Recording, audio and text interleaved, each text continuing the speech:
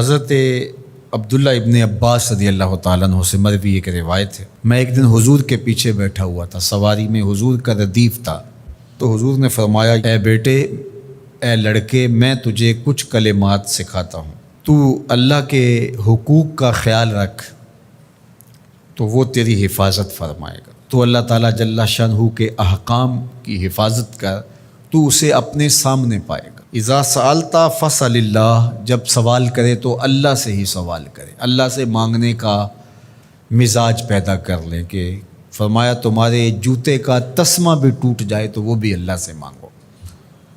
ضرور بازار میں جاؤ دکاندار سے، لیکن حقیقی طلب اللہ سے ہونی چاہیے۔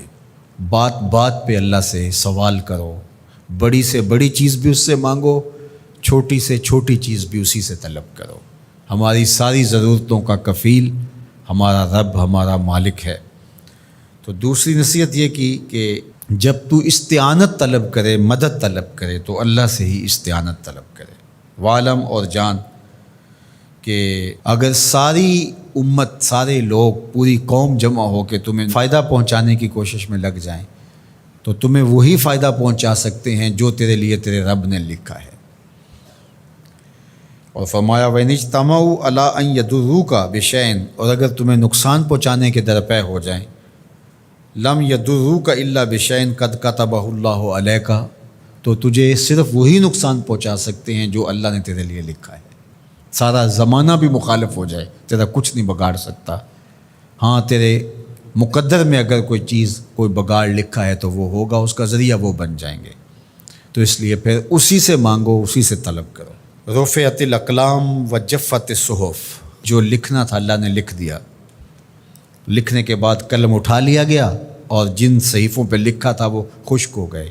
اب کتابیں بند ہیں، تو اس لیے اس نے تیرے لیے جو لکھا ہے وہ ہو کے رہے گا، تو خام خواہ لوگوں سے ڈرنے کی ضرورت نہیں ہے، اور تیرا فائدہ، تیرا نقصان اسی کے دستے قدرت میں ہے، تو اسی سے طلب کر، اسی سے مانگ۔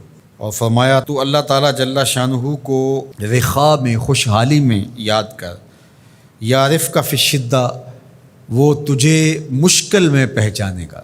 یعنی جو شخص خوشحالی کے دور میں اس کے پاس دولت ہے، صحت ہے، تو اللہ تعالیٰ کو فراموش نہیں کرتا، اللہ اس کی بدحالی کے زمانے میں اس کو فراموش نہیں کرتا۔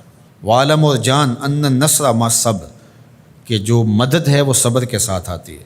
وان الفرج مع الکرب، اور کشادگی جو ہے وہ مشکل کے ساتھ آتی ہے۔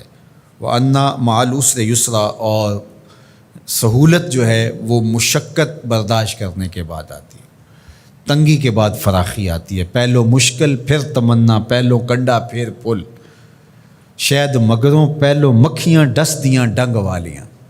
تو یہ سب ہوتا ہے، مشکلات، تکلیفیں، آلام، مصائب، ان سب سے گزر کر کے آسانیاں آتی ہیں۔ خود حضور کی زندگی دیکھ لیجئے، مدنی زندگی مکی زندگی کے گزرنے کے بعد، طائف کے مراحل کو طے کرنے کے بعد آتی۔ تو ہم ڈائریکٹ اگر چاہیں مکی زندگی کو اختیار کیے بغیر اور طائف کی مشکلات اور سنگلاخ راستوں سے گزرے بغیر مدنی برکتیں حاصل کرنا، تو وہ نہیں پا سکتے۔ تو یہ اللہ تعالیٰ نے ایک نظام رکھا ہوا ہے۔